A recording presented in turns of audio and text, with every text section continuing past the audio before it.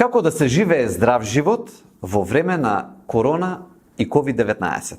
Во оваа епизода се фокусираме на менталното здравје.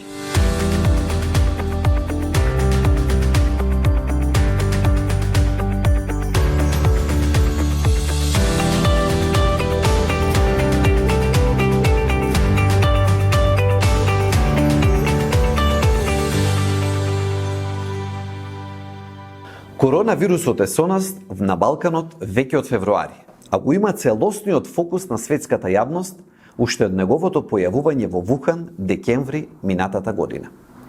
Тој просто стана неизбежна тема, наше секојдневие. Затоа првата тема на третата сезона на Биди здрав ќе биде посветена на прашањето: како да се живее здрав живот во време на коронавирусот? Нема да зборуваме за клиничката слика на COVID-19. Тоа го прават колегите инфектолози. Нема да зборуваме за епидемиолошките аспекти на пандемијата. Тоа го прават колегите епидемиолози. И јас ке зборувам за предизвикот на здравиот живот во контекстот на самата пандемија. Бројот на COVID-19 случаи на светско ниво надмина 4 милиони.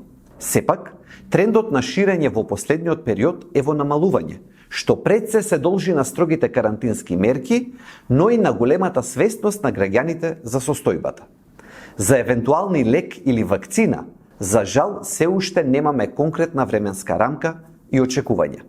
Значи, останува еднакво важно како и претходно да ги почитуваме мерките, односно, редовно и правилно да миеме раце со сапун и топла вода и да употребуваме алкохолни дезинфициенси. Да држиме социјална дистанца, особено ако видиме дека некој покажува симптоми, да ги почитуваме правилата за движење во државата и да носиме маски, особено во затворени простории. Тоа ни е познато. Но сега би сакал да го ставам ризикот од коронавирусот или COVID-19 во поширокиот контекст на целокупното здравје. Ке зборуваме во наредните епизоди за тоа како ризикот од коронавирусот се поврзува со другите здравствени ризици и состојби. Да почнеме со нешто што не засега сите, а тоа е психолошкиот и емотивниот момент на оваа пандемија. Нормално е во ситуација на пандемија да се чувствуваме загрижени за своето здравје, за здравјето на нашите најблиски, но и за она што ќе ни донесе иднината на сите нас како заедница. Исто така, не е невообичаено, особено под притисок на постојаната изложеност на различни информации од оваа тема, загриженоста да премине во страв, а тоа да ни предизвика хроничен стрес и анксиозност. Затоа многу е важно да најдеме механизми за справување со него. Во продолжение, неколку совети за тоа како да се справиме со стресот на база на она што ни велат експертите од СЗО, но и Американскиот центар за контрола и превенција на болести, CDC. Стресот за време на пандемија може да вклучи страв и загриженост за сопственото здравје и за здравјето на најблиските, целосна промена на биоритмот, односно периодот за спиење и јадење, потешкоти да се заспие и намалена концентрација, влошување на состојбата кај оние со веќе постоечки хронични заболувања, зголемена употреба на алкохол, цигари и други опијати. Значи, не секој реагира и може да се справува исто со новонастанатата стресна состојба.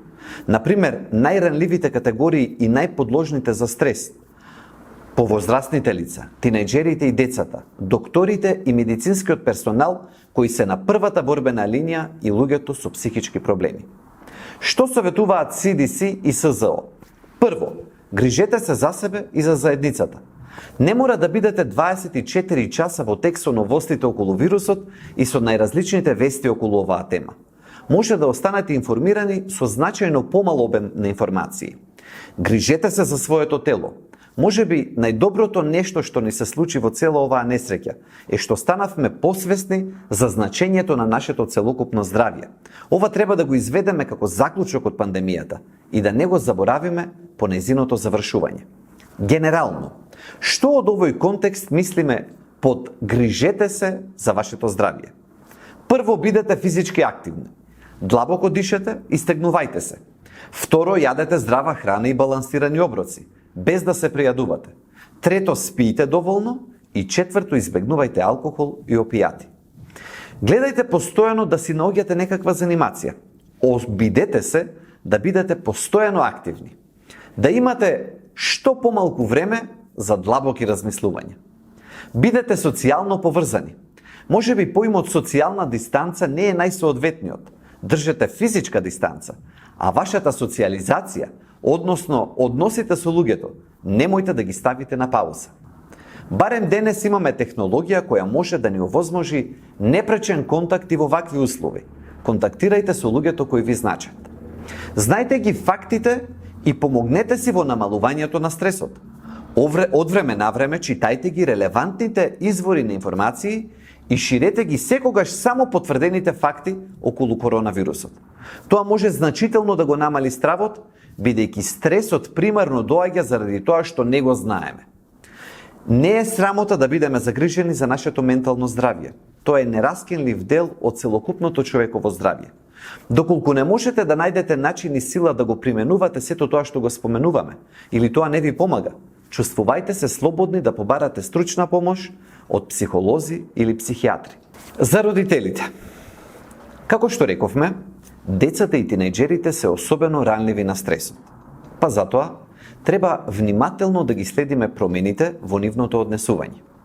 И доколку ги забележиме, да зборуваме со нив, да споделиме информации околу вирусот, да ги убедиме дека се безбедни, да се обидеме да им ги задржиме старите навики и рутини и можеби најважно, ние да им бидеме добар пример.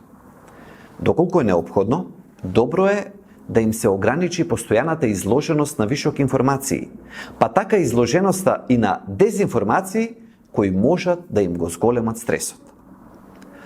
Обидете се да одржувате добра хигиена на сонот. Тоа ќе ви помогне доколку имате проблем со несоница. Намалете ја употребата на уреди кои емитираат сина светлина, телефон, компјутер или таблет. Минимум 1 час пред да легнете да спиете. Одржувајте рутина во текот на вечерта.